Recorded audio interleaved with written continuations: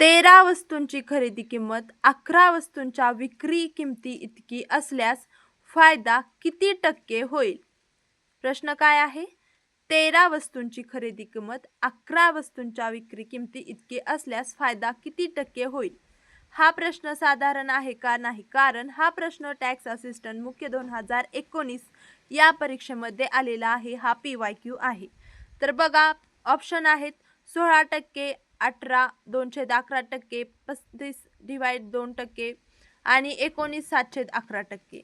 तर बघा, यापैकी आपल्याला उत्तर काय आहे ते काढायचं आहे. आणि उत्तर कसं काढायचं आहे? खूप सोपं आहे. खूप सोपं म्हणजे खूपच सोपं आहे. 2 ते 3 सेकंदामध्ये उत्तर येऊन जातं, जर तुम्हाला याचं उत्तर कसं काढायचं आहे ते माहीत असेल तर.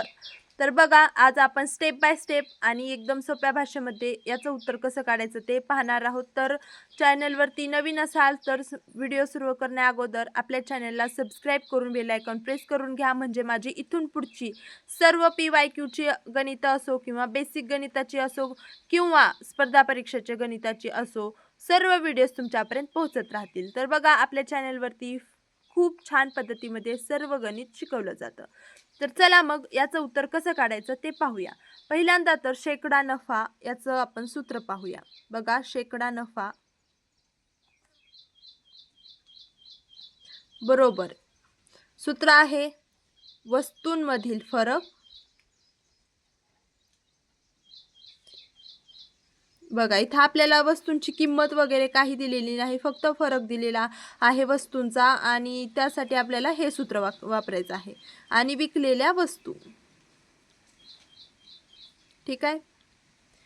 हे सूत्र आपल्याला या गणितामध्ये हे गणित सोडवण्यासाठी माहीत असणं महत्त्वाचं आहे. आणि आपल्याला शेकडा नफा काढायचा आहे. मग आपल्याला त्याला गुणिले 100 करावं लागणार आहे, कारण आपल्याला उत्तर टक्केवारीमध्ये पाहिजे. तर बघा, आता हे सूत्र आहे. तर वस्तूंमधील फरक काढायचा आहे पहिल्यांदा. तर आपल्याला काय सांगितलेलं आहे? 13 वस्तूंची खरेदी किंमत 11 वस्तूंच्या विक्री एवढी. म्हणजे इथं काय येणार आहे? 13 वजा 11, ठीक आहे. आणि याला डिवाइड करायचं आहे आपल्याला विकलेल्या वस्तू, म्हणजे किती वस्तू विकलेल्या आहेत? तिथं 11 वस्तू विकलेल्या आहेत आणि त्या 11 वस्तूंची किंमत 13 वस्तू एवढी आहे. मग इथं 11 खाली येणार आणि इंटू 100. बघा, हे जर सूत्र माहीत असेल तर तुम्हाला गणिताचं उत्तर काढणं एकदम सोपं आहे. तर बघा, इथं 13 वजा 11 केलं, उत्तर काय येणार आहे? 2 डिवाइड 11 गुणिले 100, ठीक आहे. तर आता 11 ने तर याला पूर्ण भाग जात नाही, मग काय करा, या दोघांचा गुणाकार करा. 200 डिवाइड 11.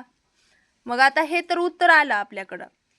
मग पण आपल्याला उत्तर कशामध्ये दिले? बघा, 16%, 18, 211 अशा प्रकारे. मग याला कन्वर्ट करता येतं का आता? तर आता आपल्याकडे उत्तर हे आलेलं आहे. मग आता आपण इथं जर पाहिलं ऑप्शन क्रमांक 2, तर हे आपलं उत्तर येणार आहे. ते कसं बघा, ऑप्शन क्रमांक 2 काय आहे?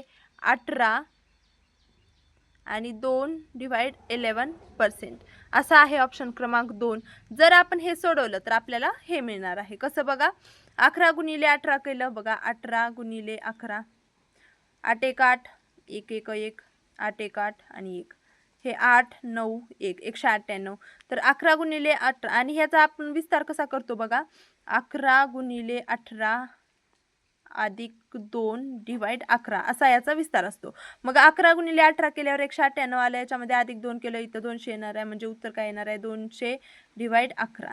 तर अशा प्रकारे आपलं ऑप्शन क्रमांक किती येणार आहे? ऑप्शन क्रमांक 2 हे आपलं उत्तर येणार आहे. बघा, आपण याचं टक्केवारी कशी, इथं पण याला डिवाइड करून पण काढू शकलो असतो टक्केवारी, पण आपल्याला ऑप्शन सोबत मॅच करणं सुद्धा महत्त्वाचं आहे. नुसतं उत्तर येऊन महत्त्वाचं आहे का? नाही, ऑप्शन सोबत ते मॅच होणं महत्त्वाचं आहे. कारण तिथं आपल्याला थेअरीमध्ये येणार आहे का प्रश्न सोडवून दाखवला असं नाही. आपल्याला प्रश्न हे MCQ मध्ये येणार आहेत आणि तिथं आपल्याला एक पर्याय निवडूनच त्याला आपल्याला गोल करायचा आहे आणि आपल्याला उत्तर हे बरोबर दाखवायचं आहे. तर बघा, हे उत्तर आपलं बरोबर आहे, ऑप्शन क्रमांक 2. का? उत्तर मी तुम्हाला एक्सप्लेन करून सांगितलेलं आहे. आपल्याकडे उत्तर काय येत होतं 200/11. मग याची आपल्याला फोड उत्तरानुसार इथं पर्यायानुसार अशी होते बघा. आणि याला आपण कसं सोडवायचं ते आपण अगोदर पण बेसिक गणितामध्ये खूप वेळेस पाहिलेलं आहे आणि आता पण मी तुम्हाला याला कसं सोडवतात ते दाखवलेलं आहे. छेदाचा आणि याचा गुणाकार करतात आणि याच्यामध्ये अंश मिसळतात आणि छेद हा आपला तसा राहतो आणि हे सगळं करून अंशाला जे काही येईल ते अंशाला आणि छेद आपला बदलत नसतो, तशाच तसा राहत असतो. तर अशा प्रकारे हे याचा विस्तार होत असतो. मग याचा आपण हे सामान्य रूपात करून लिहिलेलं आहे ते जे की आपल्याला ऑप्शनमध्ये मिळत आहे आणि ऑप्शन क्रमांक 2 आपलं उत्तर बरोबर आहे.